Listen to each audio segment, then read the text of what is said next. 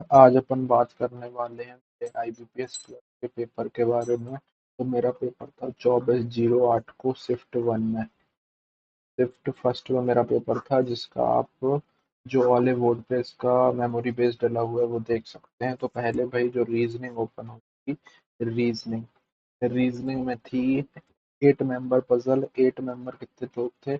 8 लोग थे। 8 लोग बैठे थे एक सर्कुलर अरेंजमेंट में, जो इन पूरे लोग अंदर फेस करे थे सेंटर, ठीक है। फिर 8 जो बॉक्स रखे थे वो पजल थी। ये भी इजी थी, ये भी इजी थी, ये थोड़ी ट्रिकी थी, जस्ट मुझे लगी। और फिर एक और 8 वाली पजल थी, 3 पजल आई थी। 3 पजल थी 8-8 मेंबर की, उसमें 8 जो थे वो मंथ थे। जनवरी से स्टार्ट था, जनवरी फरवरी अप्रैल मई से दिसंबर तक, 20 के कुछ मंथ थे नहीं। तो ये पजल थी एक। फिर एक थी अनसर्टेन। अनसर्टेन पजल थी, उसमें मेंबर आ रहे थे 21।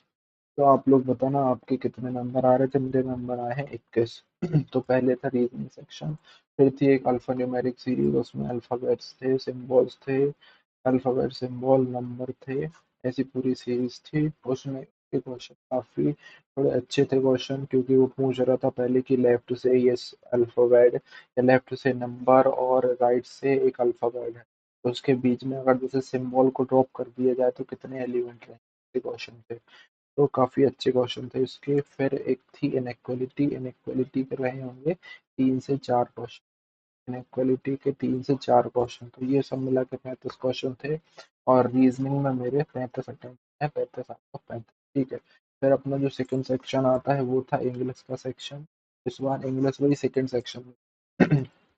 तो इंग्लिश में मेरे जो अटेम्प्ट हुए वो हुए हैं 28। मैंने 2 क्वेश्चन छोड़ दिए हैं।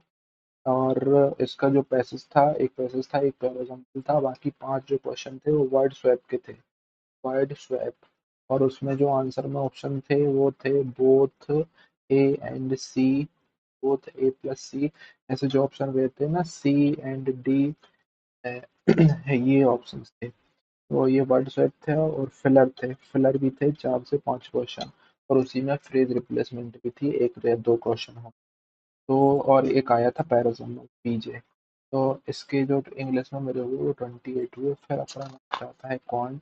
तो क्वांट में जो क्वांट ओपन हुई थी वो लास्ट में हुई थी, क्वांट। तो क्वांट में जो सिंप्लीफिकेशन के क्वेश्चन है, सिंप्लीफिकेशन सिंप्लीफिकेशन होंगे 10 से 12, इतने होंगे। और अरिथमेटिक तो थे, अरिथमेटिक वो भी 10 से 12 अरिथमेटिक थे, ठीक है।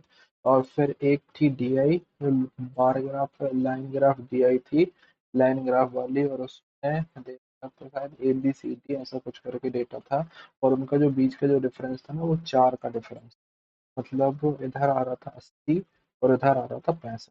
ऐसा डिफरेंस था, बीच में डिफरेंस था 4 का। और वो 5 लाइन थी।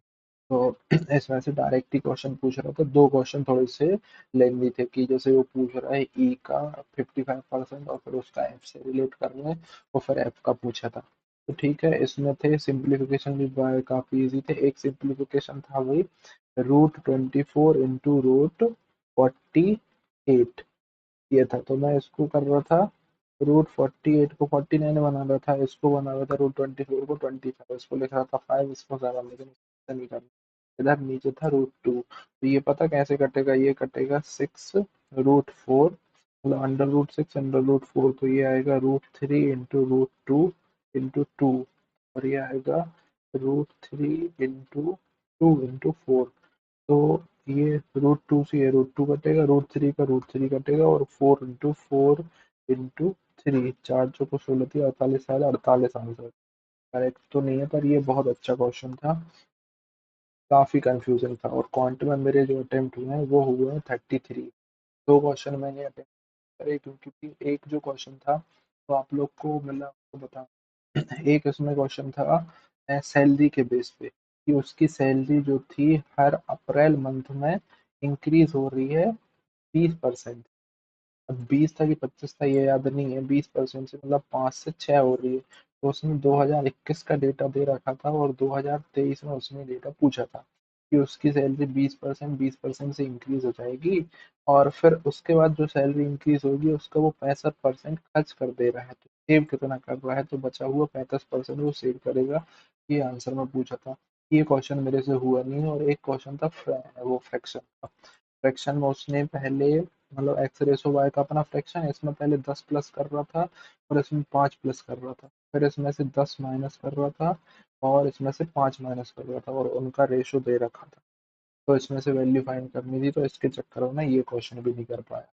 तो मेरे जो ओवरऑल अटेम्प्ट है वो है 35 रीजनिंग, 28 एंड 33 पॉइंट। तो अपने जो अटेम्प्ट हो रहे हैं 96 आउट ऑफ 100। ठीक है, बाकी अब देखते हैं मेरा स्कोर कितना बनता है। इंग्लिश में तो भाई मैं -10 तो पहले ही करके चल रहा हूँ।